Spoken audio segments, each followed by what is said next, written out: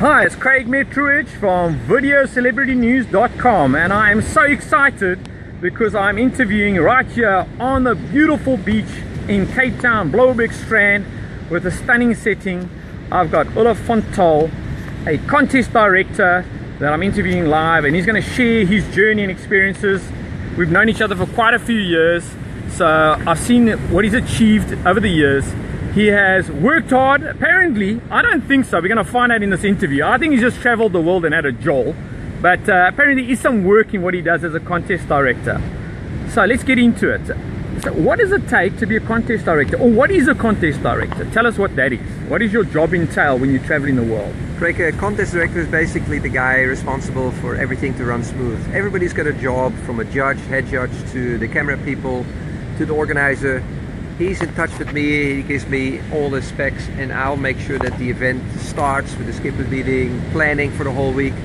I make sure that everything, well, it's supposed to run smooth. So you're like to me that's like a logistics guy, a project manager guy. You got to get all the things coordinated in time, eh? That's correct, yeah. I mean, I'll be checking weather forecast, I'll be checking how much we still need to fulfill on our extra program on the World Kiteboarding League for a competition.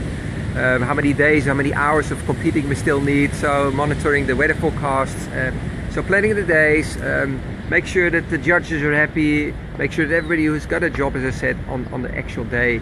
How big is a team like that? So when you're running an event like, let's talk about the Red Bull King of the Air as an example. I know you've been involved for quite a few years in that. Is it like a 5-team, 10-team, like what? How many people are involved in it? Like, well, just directly, should I say? Yeah, well, besides the whole Red Bull team in the office, which is about 28 people, on the actual competition days, it's also 24 people that you personally got to like make sure that everything happens. That's correct, yeah. Okay. So all the pre-work that goes into it, and then on the actual day that we picked to compete for the Red Bull, as you mentioned. Yeah. Yeah, there's quite a team that needs to be updated all the time. What we're doing, what the plan is. I always have to think hours or days ahead of what's the program, what we need to finish with, what we need to deliver. Yeah, and I mean, in that case, your biggest challenge is you don't control the weather, even though you've got all these fantastic forecasts, and you know, on the day, I'm sure you've got a lot of people going, okay, now come on, when are we going? When are we going? When's this happening? Eh? Yeah, you know, like, hello, well, it's not here yet. that is actually true, Craig. That's luckily the one thing we can't control, and it all depends on when do we start. Are the conditions suitable? It's not great, but it's suitable. We can go. So then you plan your start, and you have to get everybody ready. As I said, everybody's got some sort of a function. They need to be on standby, and we set the next announcements, first possible starts, and all that kind of things. So when I actually give the go, and I think it's suitable to compete now, the whole machine starts rolling, and then I'm just standing there with my oiling machine and making sure everything is working and running and functioning properly. You know what I really appreciate about you is that I always say there's a thing called theorists. We can all be a theorist on something, but I know you spend a lot of time on the ocean. So let's talk about you and your background. So what kind of qualifies you more than the next person to be more experienced in giving advice on being a contest director? So tell me, have you spent time on the water? I know you're a humble guy, so this is your time not to be humble, all right? This is where you need to tell us, are you really good? Well, Craig, it's my job as a contest director is not something you can learn in a course, really. Right. So that's all experience, and my background is a professional windsurfer. When I was 18, I was the first Dutch professional windsurfer, and from there on I toured the world tour for 14 years. You're giving away your age now, hey? Yeah. No, I'm not scared of age. 14 years, okay. Yeah. 14 years of that, and then I came here every year to compete. Won a few times the event here in Cape Town, and I fell in love with the place here. So then. Hang on, pause it. Let's show the place here. We're going to do this turnaround. By the way, we positioned on massive amounts of rocks, including amongst the pools here. I said to me, we're going to do this. Look, we're not going to drown. I mean, we both got surf experience. So let's keep walking here. Let's show you here. I mean, listen, have you got any rescue skills? If a massive wave comes through, can you rescue us? I hope so. Yeah, I need to be all updated right. As well. So yeah, now that and then I sort of semi-retired here, and then I was training and windsurfing all the time, and I thought, let's get back on tour. I'm so good, I'm better than ever. And I flew to Holland for an event, and I couldn't get in. My seating was so low that And then they said, no, but we need judges urgently. And I thought, well, I'm here, I'll judge. So from there on, the ball started rolling. I became a judge, head judge, and then I became the contest director. And so I used basically all my expertise throughout the years to judge conditions, how the whole competitions actually work. I saw the other side of it as an official now on a tour like that.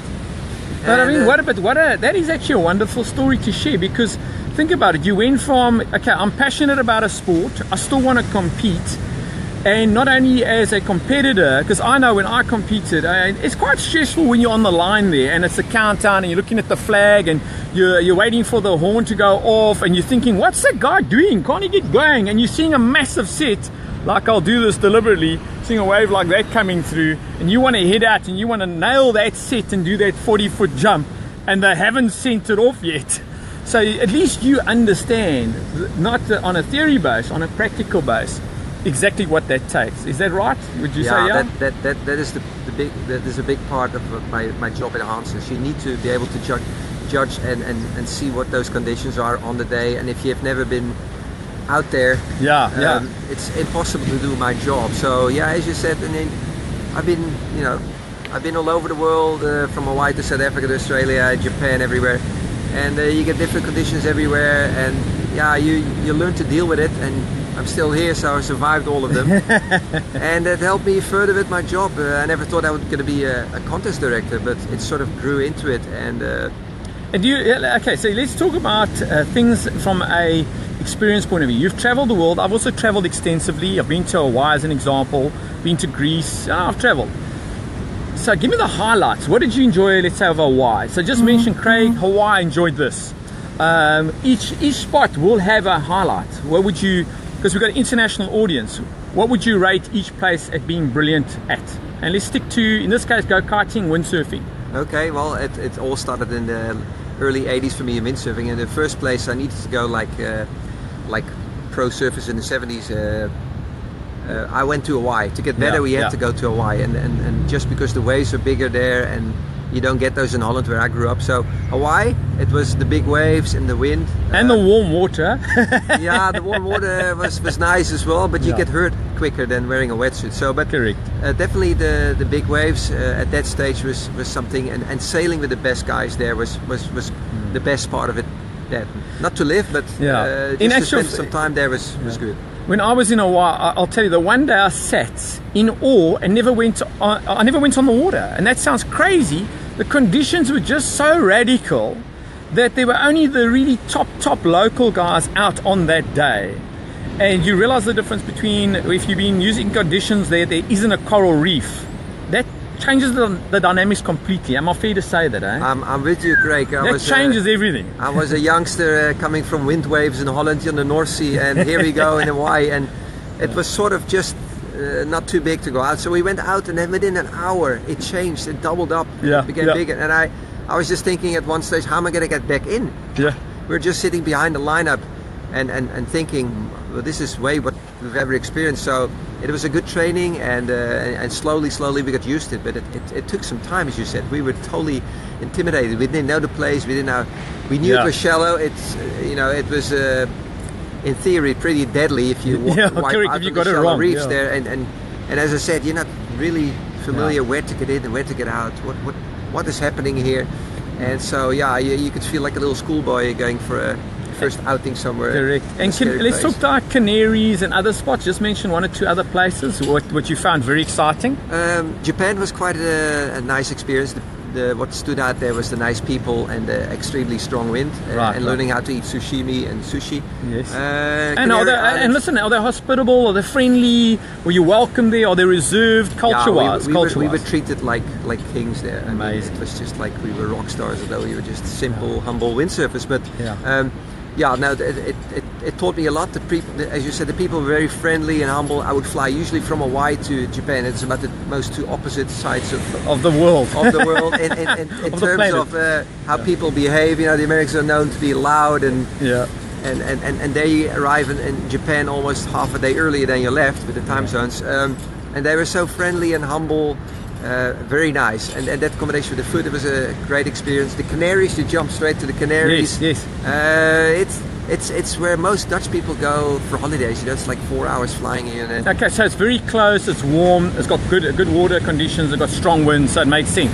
It's a short Yes. trip, eh? Yeah, no, Okay. we trained a lot there, and it, as you said, all those things combined made it an easy step to go training instead of flying all the way to Hawaii. I just want to get to know you a little bit better for the people watching. So you're your dad, your father. Where are you currently at? You know, you're doing this amazing jet setting job, which is quite a serious job now that I understand it better. Lots of logistics, getting people together, coordinating an event, putting it on television. Now there's live streaming. The technology has put extra demands on it. So where are you at currently? Your dad, tell me about you. Yeah, who are you? I've always been a bit of a laatbloeier, a late flower. Yeah, a late bloomer, as they say. Exactly. One day I went to the dentist here and I met my wife. We've been married already for 70 years. We've got 2 boys, 15 and 12, and so I'm a family man as well. And yeah, all the traveling is all great when you're 18 and all that, but I always tell my people who think you're going on another holiday, I'm taking myself out of this comfort zone. I wouldn't leave Cape Town at all anymore, or South Africa. For Well, let's just walk a little bit further here together. We're going to walk across the rock shot together, okay? Because we are live, and I know I've got still signal. I was worried about losing signal. We're just going to walk across over here. Let's just see how much experience we've got at doing this, okay? Okay, now there's waves here in the background. If we get nailed by a wave, it was great to know you all. Right, there we go. Fantastic. No worries. It's getting low tide, and I was out an hour earlier, just a little bit up from the coast here. There's a nice swell running. You couldn't ask for anything more. This is a typical winter day in Cape Town. So. No, it's awesome. Absolutely beautiful conditions. I'm going to wrap up. My name is Craig Metrowich for Video Celebrity News. That was just the intro. We're now going to do a full in-depth interview into more details. If you want to watch that, you need to watch that this evening/tomorrow on videocelebritynews.com. Thank you for joining us. Olaf, you're the man. Thank you. Take care. Here's my favorite saying. Share the love.